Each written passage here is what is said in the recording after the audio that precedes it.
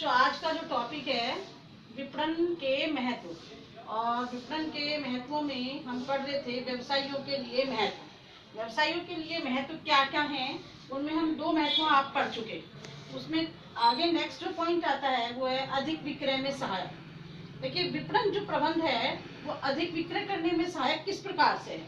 विपणन प्रबंध के द्वारा एक व्यवसायी बाजार का विश्लेषण करता है, ठीक है, उपभोक्ता का विश्लेषण करता है, दोनों का विश्लेषण करते हुए वो उनकी आवश्यकताओं को, रुचि और वे फैशन की जानकारी प्राप्त कर लेता है। जैसी उसकी उपभोक्ता की आवश्यकता है, जिस प्रकार की उसकी रुचि है या जैसी उसकी फैशन है, जैसा डिमांड है, उसके अनुरूप वस्तुओं को बना करके वह वस्तुओं को ज्यादा से ज्यादा विक्रय करना उसके लिए सरल हो जाता है। तो कुल मिलाकर हम ये कह सकते हैं कि विपणन जो प्रबंध है वो उपभोक्ताओं का और बाजार का विश्लेषण करने में भी सहायक है, उनकी जो आवश्यकता है उसका पता लगाने में भी सहायक है, और जब दोनों चीजों में सहायक है तो उसके अनुरूप जो व्यवसायी है वो क्या करता है, अपने उत्पाद में परिवर्तन कर लेता है। क्योंकि आप सब लोग जानते हैं कि हम लोगों की जो आवश्यकताएं, हम उपभोक्ता हैं, तो हमारी आवश्यकताओं में रात दिन नया नया कुछ परिवर्तन होता रहता है।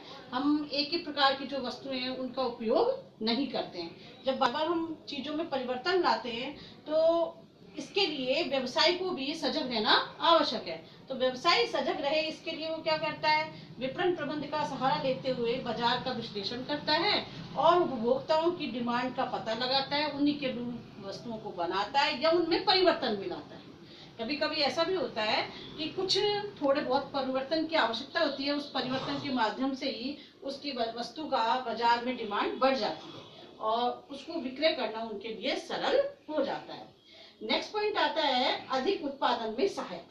देखिए जब विक्रय अधिक हो रहा है तो उत्पादन भी अधिक ही होगा, क्योंकि जितनी बाजार में डिमांड होगी, डिमांड के अनुरूप व्यवसायी क्या करेगा, उत्पादन भी अधिक करेगा। जब उत्पादन अधिक होगा तो दीर्घकालीन अधिक उत्पादन का जो उसका लक्ष्य होता है उसको प्राप्त करना उसमें भी वो सहायक हो जाता है। क्योंकि एक व्यवसाय का लक्ष्य क्या होता है, वो दीर्घकाल तक अधिक से अधिक उत्पादन करे, दीर्घकाल तक व्यवसाय का जो अस्तित्व है वो बाजार में बना रहे। तो अस्तित्व बनाए रखने के लिए, दीर्घकाल तक उत्पादन करने के लिए क्या आवश्यक है, अधिक उत्पादन आवश्यक है, और उसके लिए अधिक विक्रय होना आवश्यक है। दोनों ही चीजें एक दूसरे पर निर्भर करती हैं। जितना अधिक विक्रय होगा उतना ही अधिक उत्पादन बढ़ेगा, उतना ही एक चीज और भी इस पर डिपेंड करती है, लाभों में वृद्धि होगी।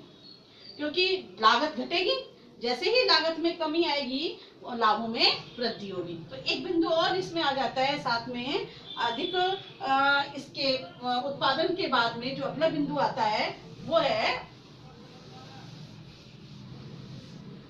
अधिक उत्पादन के पश्चात कम लागत में वस्तुओं का कम लागत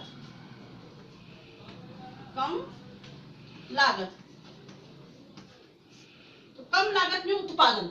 तो कम लागत में उत्पादन जो बिंदु है वो क्या कहता है कि जैसे जैसे विक्रय में वृद्धि होगी उत्पादन बढ़ेगा, और जैसे जैसे उत्पादन में वृद्धि होगी लागत क्या होती चली जाएगी, कम होती चली जाएगी। और जितना लागत में कमी आएगी उतना ही अगला जो बिंदु आएगा वो क्या है, लाभों में वृद्धि हो जाएगी, लाभों में वृद्धि।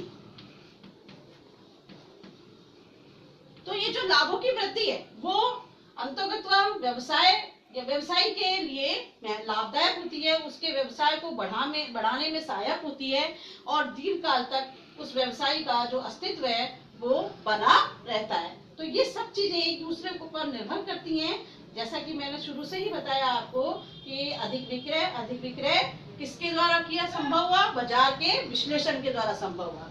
और अधिक विक्रय से क्या लाभ हुआ, उत्पादन में वृद्धि हुई, और जैसे ही उत्पादन में वृद्धि हुई लागतें कम हुई, और लागतों के कम होने पर लाभों में वृद्धि हुई है। तो लाभों की वृद्धि जो है व्यवसाय के आकार को बढ़ाने में, व्यवसाय में वृद्धि करने में भी सहायक होता है। तो लाभ जैसे जैसे बढ़ते चले जाएंगे व्यवसाय का आकार भी बढ़ता चला जाएगा, और दीर्घकाल तक वह व्यवसाय अपने अस्तित्व में बना रहेगा। तो बच्चों आज के लिए इस वीडियो में इतना ही है।